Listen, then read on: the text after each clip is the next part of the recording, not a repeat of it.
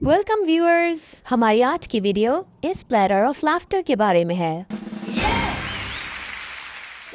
बाज़ औक़ात हमारे यहाँ ऐसे मेहमान आते हैं जिनके साथ आइस ब्रेक करने के लिए आपको कोई सूटेबल मौजू नहीं मिल पा रहा होता। तो कुछ साल पहले ड्राइंग रूम सेट करते हुए मेरे माइंड में इन जोक्स कार्ड्स का आइडिया आया and now I decided to turn those ugly cards into something more prettier and colourful.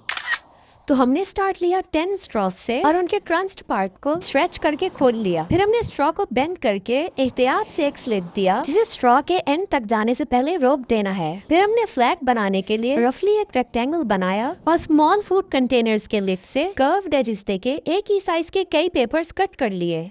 फिर स्ट्रॉ के स्लिट में इनको अटकाने के बाद ये फ्लैग की शेप में आ गए और इन्हें हमने हॉट ग्लू गन से सिक्योर कर लिया। लेकिन जो गलती आपको नहीं करनी है वो है using a stapler. Front side से तो ये फिर भी कुछ बेहतर लग रहे थे, लेकिन back side was looking worse. Difference आपके सामने है। स्टेपलर वाले फ्लैग्स को रीडू करके हमने छोटे फ्लैग्स में कन्वर्ट कर लिया। अब इन्हें आप किसी मेसन जार में भी रख सकते हैं, लेकिन इन्हीं कार्ड्स को डिस्प्ले करने के लिए ऑप्शन नंबर 2 मिल्क कंटेनर्स के लिड का है, जिन्हें आप गर्म छुरी से स्लिट लगा के होल्डर में कन्वर्ट कर सकते हैं। बॉटल्स के लिड के अलावा एक और ऑप्शन वाटर बॉटल्स की बेस का है, जिसमें कार्ड्स डिस्प्ले करने के साथ साथ कैंडीज या क्रस्ट पेपर्स भी रखे जा सकते हैं।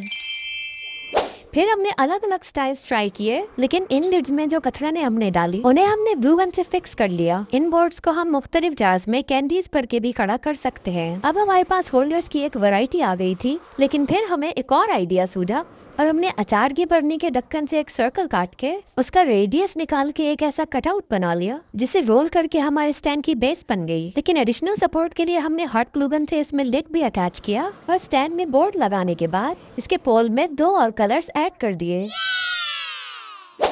हमारा लास्ट होल्डर कुछ ऐसा दिख रहा था और अब इन सबको डिस्प्ले करने के लिए हमें एक बेस चाहिए थी, लेकिन हमारी बनाई हुई बेस कुछ इतनी अट्रैक्टिव नहीं थी ना। तो हमने एक ट्रे लेके उसके हिसाब से प्रोजेक्ट्स को श्रिंक किया और फाइनली उन पे जोक्स लिख के एक कॉर्नर टेबल पे सेट कर लिया।